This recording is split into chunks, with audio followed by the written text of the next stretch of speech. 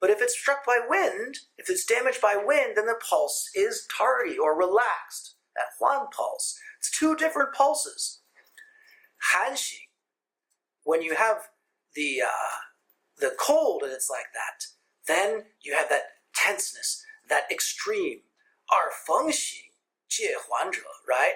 But with wind, we have that tardy, that relaxed pulse. So in cold, there's a sealing and an anxiousness. The pulse can get quite rapid. We're going to find out if it's really serious Shanghanlen. But with wind, it just can't get built up. It can't get that. Why? So let's go back and look at this.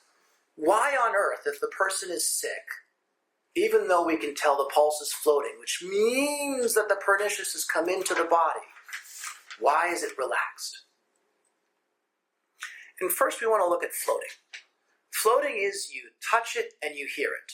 And if we're not careful, people are going to misdiagnose. They're going to put their fingers down, they're going to feel the thud, thud, thud, and they're going to be like, oh, what a big pulse.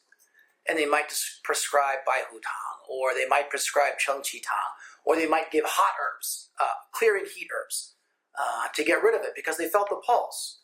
But if they push down, the pulse disappears. We've all memorized it. But when someone's really sick in front of you, it's really easy to forget to take that moment and push down further.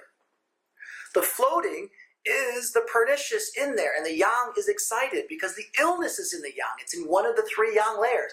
It's in the taiyang, the yangming, or the shaiyang. So that pulse is up when we are at the taiyang. It's surface, pulse is up on the surface. But the illness is not so strong that it's stretched through the other layers. If the illness was so strong that it was going through other layers, we take the pulse and it's strong on the surface, and we push in further, and it's strong in the middle, and if it's really, really bad, but still in the yang, we push all the way down, and the pulse is still big. It's a big pulse, right? And then we know the pernicious is really, really big if we're listening to the pernicious in the pulse, because sometimes that's not what you're hearing. But for this case, we're listening to the pernicious, and it's floating, but it's leisurely, as they translate it as. Why? Well, the wind has come in, it's hit the pores, and the pores can't close. It's drafty. The body can't build up any pressure. Any excitement the body might have, it goes, huh? And then it just leaks out the pores. It just, pores are wide open. It can't build up a head of steam. This pernicious or the yang of the body, neither one can get all aggravated because there's holes and anything that comes out leaks.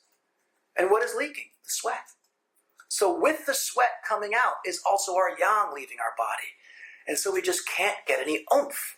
And thus a zhongfeng or wind illness, if it's not serious yet, right? When we have the wind in the body, it's the annoying, it's you're stiff, it's you're tired, you're hot, you're sweaty, you got a fever maybe, but you've got this aversion to wind, but you've got no energy. Because the moment you want to get going, everything just goes constantly out. And that's not the same as when we get to Mahua. Cold, he's just told you, cold, it's sealed. And therefore, as the yang comes up, as the pernicious bounces on the surface, it hits a sealed wall. And it's like a combustion engine. What is a combustion engine? But an explosion in a small space. If you take enough explosion to shoot off a kid's rocket, and you set it off in a warehouse, it's unbelievably undramatic. Bong. But you put it in a small cylinder, a lacrosse stick, if you were ever my generation of kids, right? And the explosion happens in such a small space that it's powerful enough to shoot that a huge distance. The explosion doesn't have to be big. It's a question of how small or trapped the space is that defines how dramatic it seems to us. And when those pores are sealed, whether it's the yang trying to get out or the pernicious going further in, it can't get anywhere. So the pulse is going to be tight. It's going to end up going fast. It's going to be strong. And you can't get that with wind because wind goes through all the drafts. It makes leaks everywhere.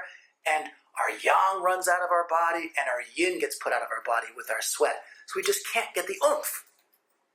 We can when it's Shanghan, when it's damaged by cold as opposed to being struck by wind.